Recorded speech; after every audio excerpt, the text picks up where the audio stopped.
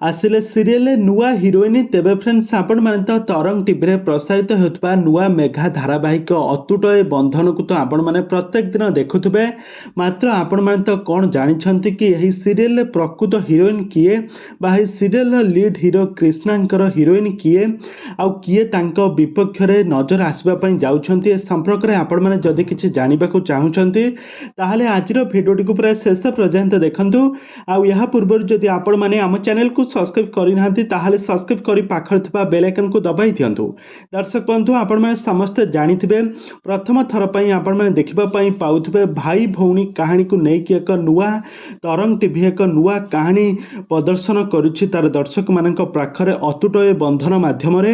ତେବେ ତ ଆପଣମାନେ ତ ସମସ୍ତେ ଜାଣିଥିବେ କି ଏହି ସିରିଏଲରେ ଦୁଇ ଜଣ କଳାକାର ଲିଡ୍ ହିରୋ ଭାବରେ ଅଭିନୟ କରୁଛନ୍ତି, ଯାହାଙ୍କ ପ୍ରକୃତ ନାମ ହେଉଛି ସୁଦର୍ଶନ ସାହୁ ଏବଂ ସତ୍ୟଜିତ ବେହେରା। ଆଉ ଏଥିରେ ଲିଡ୍ ହିରୋ ସତ୍ୟଜିତଙ୍କ ଅପୋଜିଟ୍ରେ ନଜର ଆସୁଛନ୍ତି ନବାଗତ ସୁନ୍ଦରୀ ଅଭିନେତ୍ରୀ ସୋନାଲି ଚୌଧୁରୀ।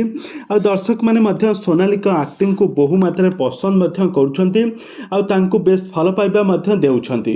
ବହୁତ ସାରା ଭଲ ପାଇବା ମଧ୍ୟ ମିଳୁଛି ସୋନାଲିଙ୍କୁ। ତେବେ ଆଉ ଏହି ସିରିଏଲରେ କ୍ରିଷ୍ଣାଙ୍କ ହିରୋଇନ ଭୂମିକାରେ ନଜର ଆସିବା ପାଇଁ ଯାଉଛନ୍ତି ଲୋକପ୍ରିୟ ଅଭିନେତ୍ରୀ ସୁଶ୍ରୀ ସବିତା।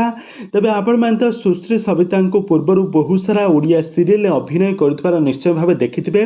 ତେବେ ଏହି ସିରିଏଲରେ ସୁଶ୍ରୀ ସବିତା ମଧ୍ୟ ଲିଡ୍ ହିରୋଇନ ଭାବରେ ନଜର ଆସିବା ପାଇଁ ଯାଉଛନ୍ତି। ତେବେ ଫ୍ରେଣ୍ଡସ୍, ଆପଣମାନଙ୍କୁ ଅତୁଟ ଏ ବନ୍ଧନ ସିରିଏଲ ଆପଣମାନଙ୍କୁ କେତେ ପସନ୍ଦ ଲାଗୁଛି ଆଉ ଏଥିରେ ଅଭିନୟ କରୁଥିବା ସବୁ କଳାକାରମାନଙ୍କୁ ଆପଣମାନେ କେତେ ମାତ୍ରାରେ ଭଲ ପାଇବା ଦେଉଛନ୍ତି ତାହା ଆମକୁ ନିହାତି ଭାବେ କମେଣ୍ଟ ବକ୍ସରେ କମେଣ୍ଟ କରନ୍ତୁ। ଆଗକୁ ଏହିଭଳି ଅଲିଉଡ୍ ସମ୍ବନ୍ଧିତ ବା ସିରିଏଲ ଦୁନିଆ ବିଷୟରେ ଅଧିକ ଖବର ଜାଣିବା ପାଇଁ ହେଲେ ଆପଣମାନେ ଆମ ଚ୍ୟାନେଲକୁ ସବସ୍କ୍ରାଇବ୍ କରି ପାଖରେ ଥିବା ବେଲ୍ ଆଇକନକୁ ଦବାଇ ଦିଅନ୍ତୁ।